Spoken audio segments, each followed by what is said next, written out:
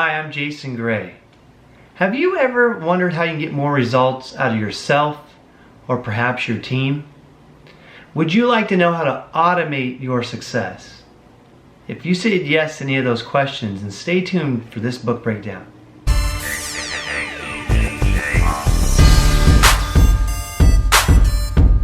Alright, we're going to be breaking down Ian Prukner's Byproduct, Autonomous Success in a Bold New World.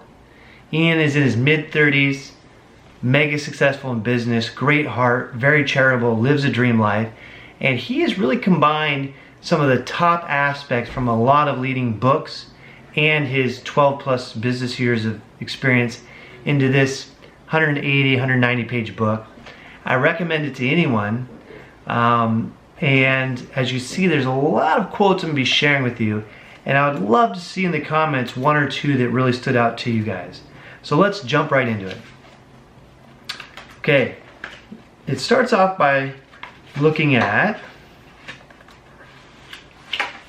the real premise of the book. Okay, it says, our lives right now, the home that we live in, and the quality of relationships, the measure of our health, are all byproducts.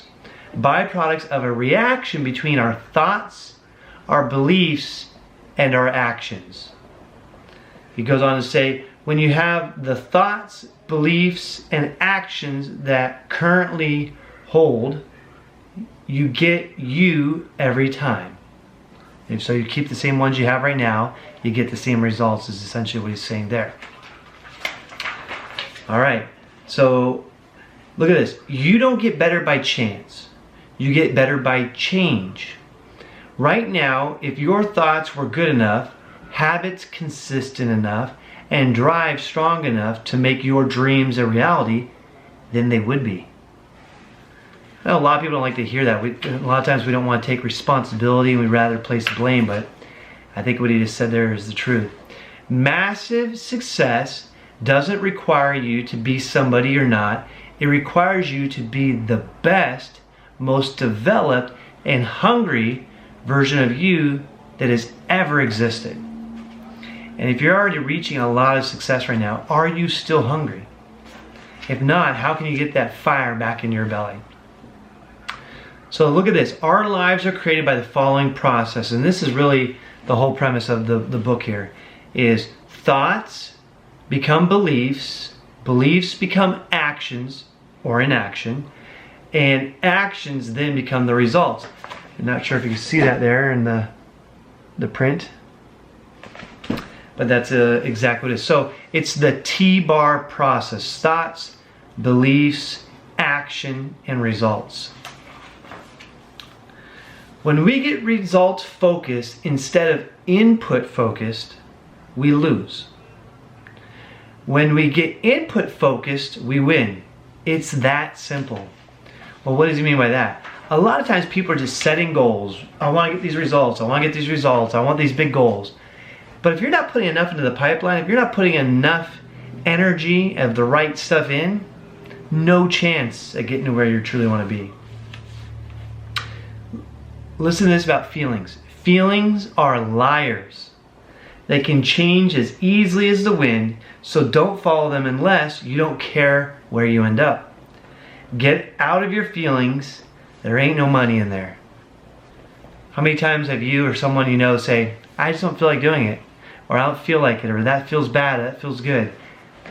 You can't go by the whim of the feelings. You got to go with the results, the action, the thoughts, the beliefs you know that will get you to those results. Alright, next page. Feelings cause us to make permanent decisions based on temporary situations. So quit waiting for people to support you. Most of them can't even support themselves. Remember, when you buy other people's opinions, you also buy their lifestyle, so buyer beware. Look, your mom, your cousin, your aunt, your uncle, they might have the best intentions for you, but if you don't want their lifestyle, be very careful with the advice you're accepting from them. Ultimately, when we accept criticism or let it get to us, we are interrupting our TBAR process and interjecting the critic's thought or belief in place of our own. We go from living life by default to living life by design when we choose our inputs instead of passively accepting them. So you see, when you're a lot more conscious and a lot more focused, how things are just going to be that much better for you. So here's a little exercise, and there's several in the book. Identify a problem thought that you have, create a replacement thought, and then repeat this thought as often and intensely as possible until it's accepted by your subconscious. So you have to do things over and over and over again to reprogram your brain. We've talked about that on several of the books here. But the first step is you have to recognize what's going on there, and then create the new process and go over and over and over with it. Hey, God didn't make losers. We learned how to lose all on our own. So we can't be saying, why me, or so unfortunate. All we gotta do is control our attitude, our activity, our thoughts, our beliefs, our action, which will get us to our results. So contrary to what the general public is taught in schools, losing is not bad. It's actually necessary. Anybody who has ever achieved anything worthwhile knows that losing is part of the process on the road to success. The difference between winners and losers is this: losers let the loss define them, while winners let the loss refine them.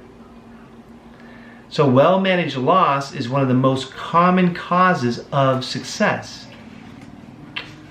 And people talk about failure as being good as well. It makes you tougher, and as long as you're learning from it, not repeating the same thing over and over and over again, it's actually a good thing. The pressure of the loss is where true greats are born. You either hate losing enough to change, or you hate changing enough to lose. Greats don't waste the pain, they use it. So when people that want to be great are becoming great and are great, when they're going through those painful things, they use it as testimony, they use it as fuel, they use it as a story, they use it to propel them instead of groveling in it, letting them anchor them down. Pressure squeezes effort out of winners and excuses out of losers. You can't make money and complain at the same time. You gotta really choose energy and effort or excuses. You can't have both. We live life by default or design, and great leaders are always the architects of their lives. You can't win in life when you are losing in your mind. So it all starts there, right? It all starts with your thoughts, and then turning those into strong beliefs. And then what? Actions. And then what? Results. TBAR. So great leaders are also first great followers. Remember, we're responsible to adopt our leader's goal and our team's goals as our own. Okay? Great leaders are first great followers. Before you build a team, you will be part of a team. Leaders learn how to make the team's goals their own. And if you've done that for others, guess what others are going to want to do for you? The same thing they've seen you do.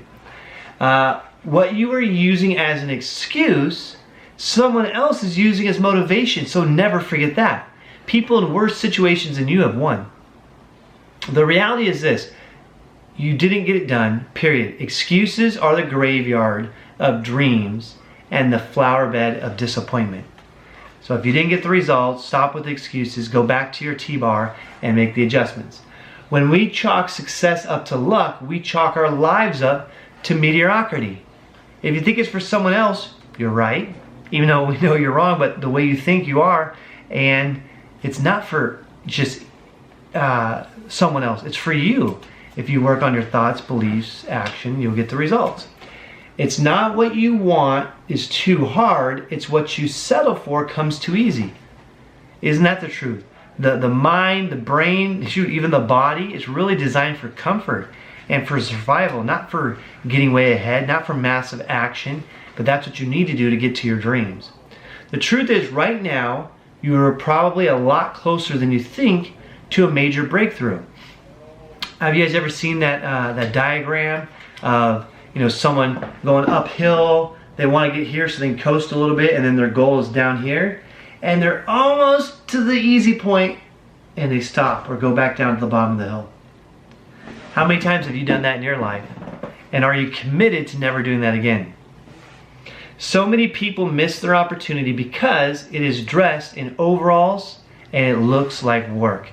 If you haven't seen Ashton Kutcher's 2015, 2016 speech, I forget which one it was, VMAs maybe, he talked about that concept that opportunity is often disguised as hard work, but really changes the lives of those that really go for it. Success doesn't come from what you do occasionally. It comes from what you do consistently. Key word there, consistently. Anything worth doing is worth overdoing. Massive action in the direction of your dreams is the most direct connection to the life and the significance you desire. So you have to stop and ask yourself too, is what I'm really pouring a lot of time and effort into, is there a strong possibility it's going to get me to where I want to go? Is this for my dream life? Is this for getting way ahead? If so, stay the course. Don't fall too soon. But if you're really analyzing it and it has no chance, you just know it, like working at fast food at the cashier, then it's time to move on. Time to move on. Check out this riddle. He came across this, he didn't write this, but it's a good one. Who am I? I am your constant companion. I am your greatest helper or heaviest burden. I will push you onward or drag you down to failure. I am completely at your command. Half the things you do might just as well turn over to me, and I will be able to do them quickly, correctly. I am easily managed. You must merely be firm with me. Show me exactly how you want something done, and after a few lessons, I will do it automatically. I am the servant of all great people, and the last of all failures as well. Those who are failures, I have made failures. I am not a machine, though I work with all the precision of a machine, plus the intelligence of a human being. You may run from me, you may run me for a profit or turn me for ruin. It makes no difference to me. Take me, train me, be firm with me, and I will place the world at your feet. Be easy with me, and I will destroy you. Who am I? And the answer is, I am habit. Wow, we got to really make sure we're hard on ourselves and we have those disciplined, focused, great habits. Hey, skills, you have to have skills too, right? Skills are the weapons which we wage war on success. And precision. Let's say you're traveling from East Coast US to London. If you're off by like 1 degree, by the time you get there, you miss London by over 300 miles. Right? Just 1 little degree, 1 little nick in precision. Many people try to create new habits, but act only on the weekdays on it. The problem with this approach is studies show it takes approximately 63 days to create a new habit. The designer of the habit only gets 5 days in before the 63-day process is interrupted. Every Monday, they start over again, but at day 1, not day 6. Okay? So we can't go, okay, I'll pause, I'll resume tomorrow. It's here, start over, here, start over, here, start over. Aren't you tired of being a yo-yo? We gotta stop doing that. We gotta be consistent. We have to be disciplined. Okay, 3 steps here to look at. 1, getting a mentor. 2, don't be an asshole. That's someone who takes the mentor's time, solicits advice, but then doesn't take it or doesn't act on it. They always want to know more, but never act on the information. You have to take action, guys. It's fine to ask as long as you're implementing. And ask your mentor for bold, truthful feedback and be resolved to take everything the mentor says, no matter how hard it is to hear. Most of the time people want everyone to tell them they're great and be soft on them, but it could be those surprising wake-up calls that someone you respect says, that's not enough or that is not good. You gotta go back to the drawing board. But if you take that humbly and know it's for your own good and go work on it, how much better will you be? Almost there, guys. We got about 10 more. But these are great nuggets. I think if you just listen to them and share them with you and your team and the people around you, they're gonna get a lot from it. All right, we all care about what others think. The problem is most of us care about what the wrong people think. So again, if your mentor is someone you look up to and you know is living the lifestyle, if they're giving you some great advice, follow it, or make sure their opinion of you is in the right direction. If not, maybe you should change it. But if it's no job Bob, probably not have to put as much weight on that. The craving to be respected by those you respect is one of the most powerful motivating forces on the earth.